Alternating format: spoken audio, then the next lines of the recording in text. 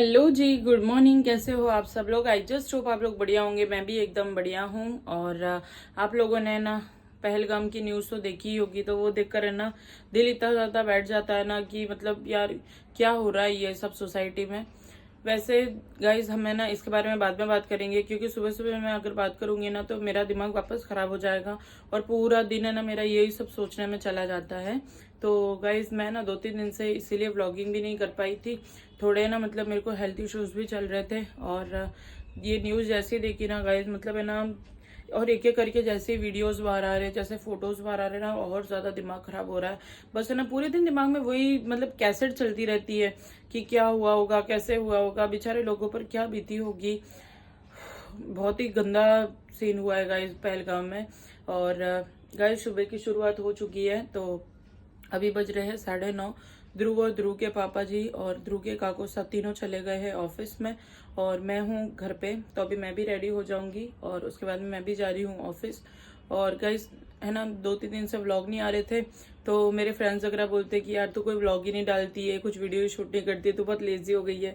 तो गाइस ऐसा कुछ भी नहीं है, मैं कोई भी लेजी एजी नहीं हुई हूँ। लेकिन देखिए गाइस सुबह सुबह ना ये हमारे रूम की हालत होती है, तो इसको ही सबको समेटना है। और उसके बाद में किचन में ना गाइस आज देखिए मैंने ना स्मूदी बनाई है ध्रुवसा के पापा जी एंड ध्रुवसा के काकूसा के लिए।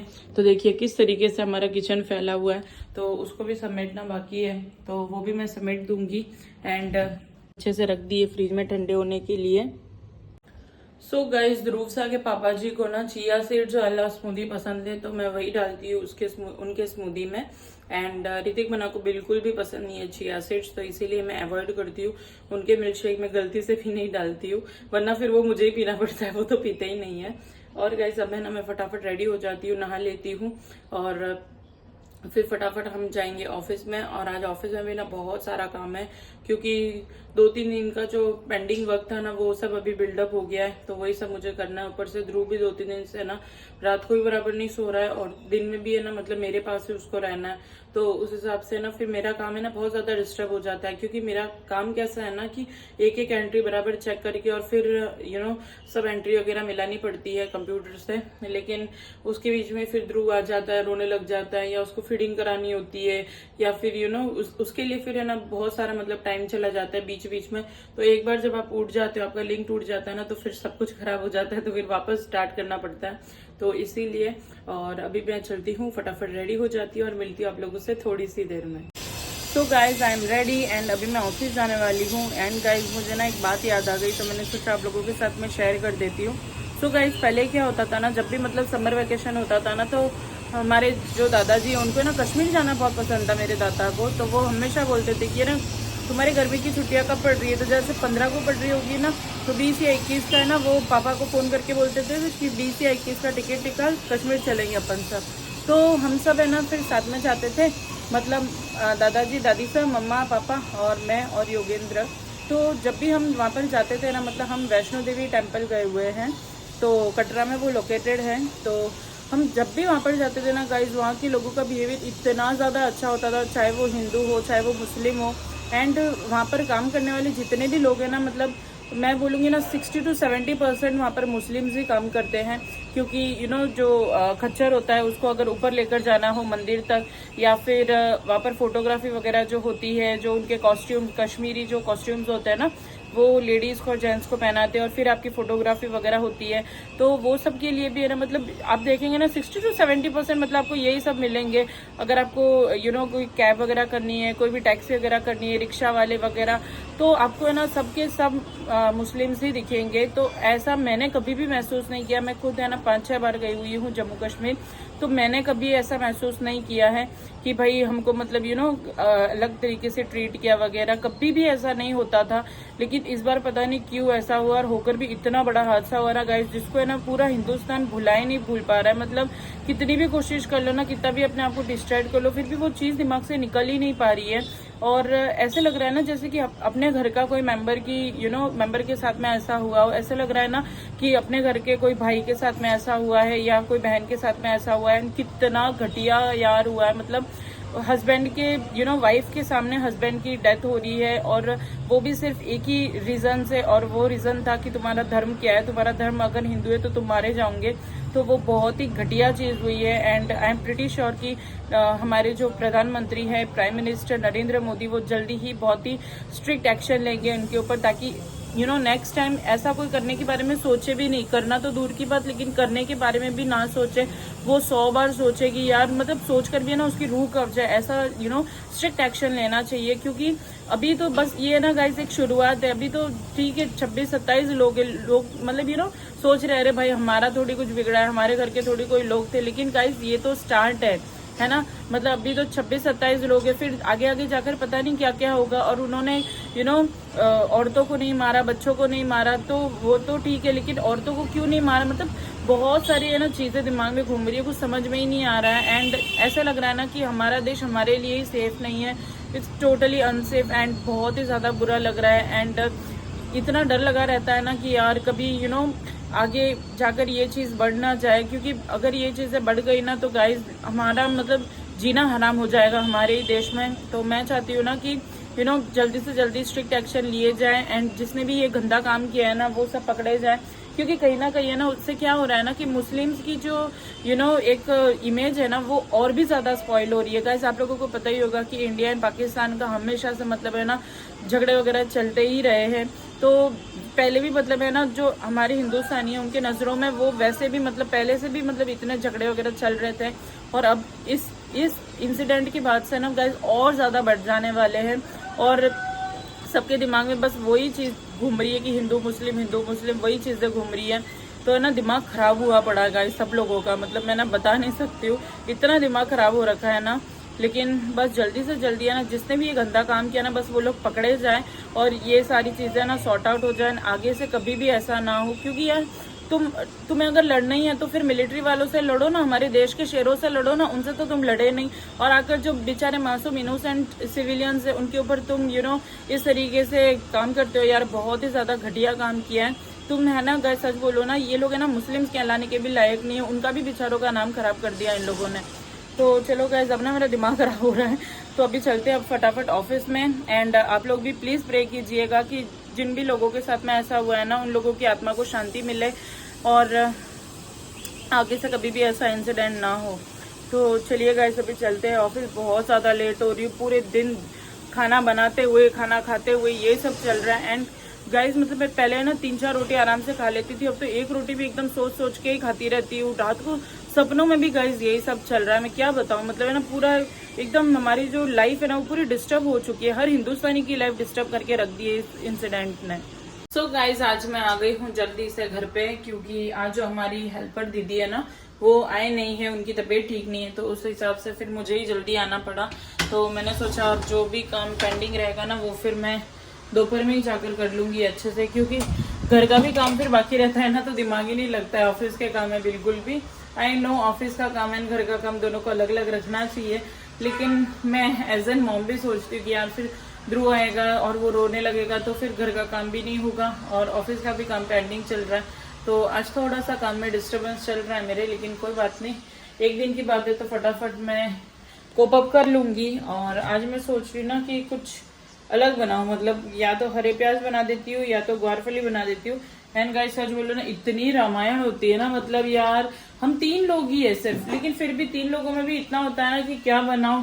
तो ये सब्जी वो खाते तो वो सब्जी मैं नहीं खाऊंगी, वो सब्जी ऋतिक बना खाते तो वो इसके पापा नहीं खाते, तो बहुत ज्यादा है ना यही सब में चलता रहता है। और सबसे बड़ी टेंशन होती है, मतलब इतनी क्यूट टेंशन होती है ना शादी के बाद में कि सब्जी क्या बनाऊं, या चावल बनाऊं या नहीं बनाऊं, दाल भिगोनी थी या नहीं भिगोनी थी, तो ये सब चलता रहता है। तो चलिए गाइस आज है ना मैं अब सोच रही हूँ हरे प्याज से बना देती हूँ। देखिए कितने ना वो साइड से खराब भी हो रखे हैं, तो जो जो खराब है वो निकाल दूंगी और जो जो अच्छे वो फिर बना दूंगी। और पहले तो मैं आटा गूंद कर रोटी कर लेती हूँ, रोटी का काम, और उसके बाद में फिर सब्जी का करूंगी। एंड गाइस सच बोलो ना सबसे जो बड़ा और मेहनत भरा काम होता है ना वो है लहसुन छीलने का। मेरे को ऐसा लगता है ना कि कोई बस लहसुन छील कर मुझे दे दे या फिर या ना दिया की जो बाती होती है वो बनाकर दे देना, तो बस वही मेरे लिए सुकून होता है। एंड गाइस है ना, गर्मी का टाइम भी आ गया है, तो मैं सोच रही हूँ कि ये जो मोटे वाले ब्लैंकेट है ना उनको मैं अंदर रख दूंगी। तो आज तो नहीं धो रही हूँ मैं, कल या परसों में, फिर 1-2 दिन के बाद में मैं इनको धोकर फिर अच्छे से बेड में रख दूंगी। और अभी है ना गाइज ये वाली चादर निकाल रही हूँ, ये बहुत ही अच्छी है, समर के लिए बहुत अच्छी है।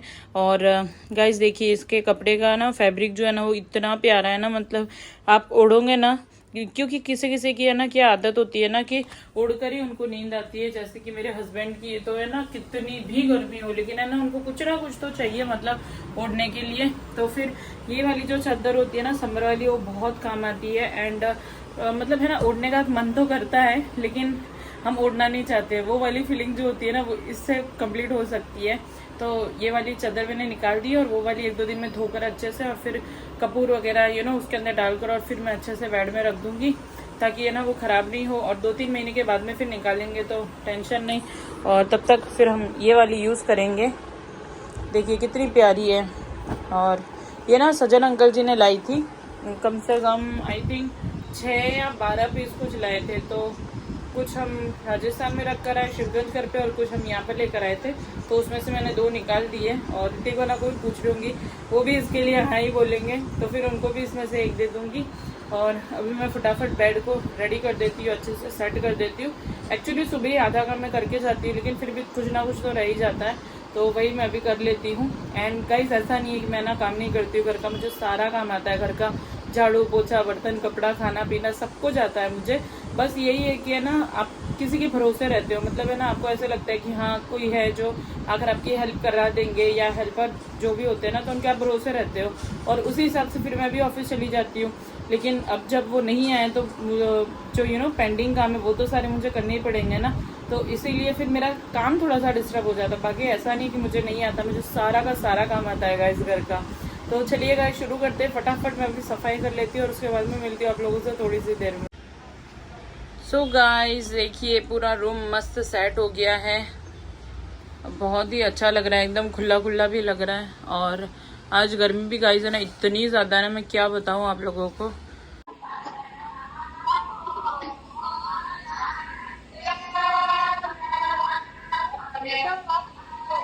मस्त लग रही है।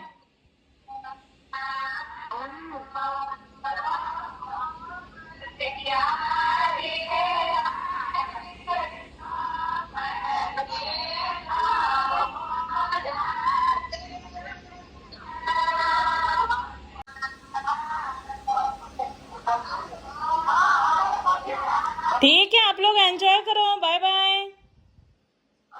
गाइस आज जो मेरी फ्रेंड है ना टीना, तो उसकी हो रही है पार्ट की फंक्शन की तैयारी, मतलब पार्ट का फंक्शन एक्चुअली चल रहा है वहां पर। और मुझे इतनी ज्यादा याद आ रही है ना गाइस, मैं क्या बताऊं, मुझे ना बहुत मन था जाने का, लेकिन फिर पंगा ये हो जाता है ना कि फिर ध्रुव इतनी गर्मी में है ना लेकर जाना और फिर ध्रुव को भी संभालना बहुत ज्यादा भारी पड़ता है, क्योंकि राजस्थान में इतनी ज्यादा गर्मी है ना गाइस, मैं आप लोगों को बता नहीं सकती हूँ। और यहाँ पर कैसा है ना ऑफिस में इतने सारे लोग हैं, तो अब है ना उसको यहाँ के एनवायरनमेंट की मतलब आदत पड़ गई है।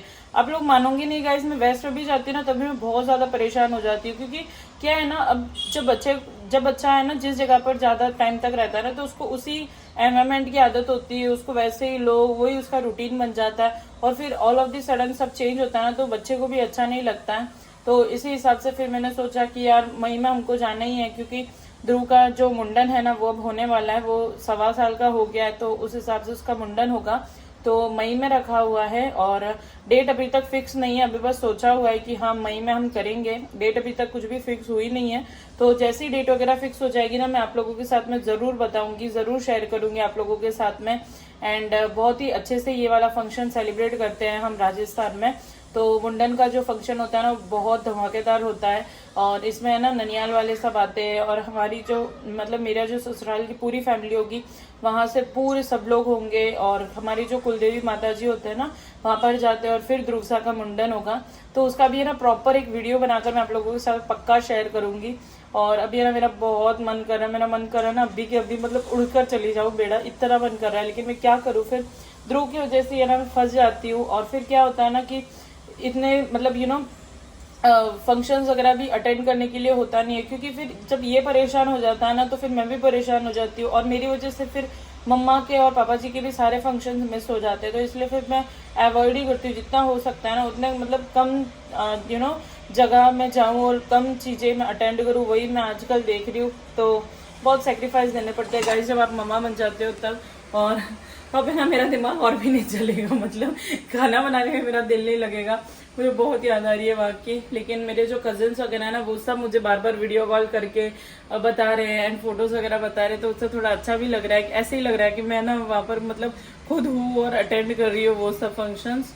तो चलिए गाइस, दुख के साथ में करते हैं हम खाना बनाने की तैयारी। बहुत लेट हो रहा है आज एक तो ऊपर से, और उसके बाद में इतना बड़ा दुख भी आ गया मेरे जीवन में यार। फ्रेंड की शादी में मैं नहीं जा पा रही हूँ, देख लो गाइस, ऐसे होता है जीवन में। तो चलो भाई अब करते हैं खाना बनाने की तैयारी। कब से मैं खाना बनाने की तैयारी कर रही हूँ, लेकिन वही नहीं हो रहा है, क्योंकि कुछ ना कुछ मुझे बिखरा हुआ दिख रहा है ना, तो मैं उसको ही समेटने में लगी हुई हूँ। और 12:30 बजने वाले, मिस्टर परमार आ जाएंगे तो सोचेंगे अभी तक कुछ नहीं किया, लेकिन क्या क्या किया है वो मुझे ही पता होता है। तो चलो गाइस, मैं मिलती हूँ आप लोगों से थोड़ी सी देर में। आटा वगैरह फटाफट गूंद लेती हूँ, उसके बाद में मिलती हूँ, शांति से बातें करेंगे अपन बैठकर। सो गाइस, आज मिस्टर परमार ने बनाई है हरे प्याज की सब्जी, जो कि बहुत ही यम्मी बने हैं। देखिए गाइस, देखने में कितने टेस्टी लग रहे हैं। तो सबका खाना हो गया है, बस मेरा ही बाकी है। और साथ में मैं ले रही हूँ दही, तो 1 कटोरी भर के मैं दही ले रही हूँ। उसमें जीरा भी डालूंगी, तो 1 चम्मच जीरा डालूंगी। सो गाइस, जीरा खाना है ना बहुत ही ज़्यादा बेनिफिशियल होता है, जीरा एंड अजवाइन, जो भी ब्रेस्ट फीडिंग मॉम्स होती है उनके लिए। तो इसीलिए मैं आपको बोल रही हूँ कि मैं जीरा खा रही हूँ इसमें डालकर। तो क्या है ना, जो भी मॉम्स मेरे वीडियोस देखती है तो उनको भी हेल्पफुल हो, और जो आपका मिल्क सप्लाई है वो भी अच्छे से बढ़ेगा एंड नेचुरली सब होगा। कोई भी आपको अलग से टैबलेट्स लेने की ज़रूरत नहीं है, या फिर बच्चे को है ना अलग से दूध वगैरह देने की ज़रूरत नहीं है। सो गाइज, मेरा काम कंप्लीट हो गया है। अच्छे से बर्तन धो दिया, पूरा किचन अच्छे से मस्त चकाचक कर दिया है, और अब गाइज मैं अपनी ड्यूटी करने के लिए आई हूँ। सो गाइज, मेरी बहुत इंपॉर्टेंट ड्यूटी होती है पूरे दिन की, पूरे दिन में एक काम की, और वो काम किए बिना मैं बिल्कुल भी नहीं रहती हूँ। वो मेरा कंपलसरी काम है, वो करना ही है मुझे, कुछ भी हो जाए भली। तो गाइज, मेरा गर्मियों में जो सबसे इम्पोर्टेंट काम है ना वो है गाइज ये मैंगो। तो अभी मैं फटाफट 1 मैंगो कंप्लीट कर लेती हूँ, मस्त खा लेती हूँ, और फिर जाती हूँ ऑफिस। और फिर एकदम धनाधन, देखिए ऐसी स्पीड बढ़ जाएगी ना मेरी काम करने में, एकदम फटाफट काम होगा। तो गाइस, गर्मियों में ना सच बोलूँ ना, मेरा सबसे बड़ा मोटिवेशन जो है ना वो है मैंगो। गाइस, अभी 4:45 हुए हैं और मैं जा रही हूँ घर पे, क्योंकि 5 बजे की मेरी क्लासेस है, योगा क्लासेस। तो 4-5 दिन से ना मतलब मैंने स्टार्ट की है। तो एक्चुअली ये है ना गाइस, कोई पेड क्लासेस नहीं है, ये फ्री योगा क्लासेस है, एंड 14 डेज के लिए वो ऑफर चल रहा था। तो मैंने सोचा चलो ट्राई करके देखते हैं। और वैसे भी है ना, मतलब लगभग 1-1.5 साल से ना मैं बिल्कुल भी फिट महसूस नहीं कर रही हूँ, और फ्लेक्सिबिलिटी तो बिल्कुल है ही नहीं बॉडी में। तो मैंने सोचा चलो फ्री में मिल रहा है तो ले ही लेते हैं। और 14 डेज का है ही है क्लासेस, तो वही अभी चालू होने वाला है मेरा।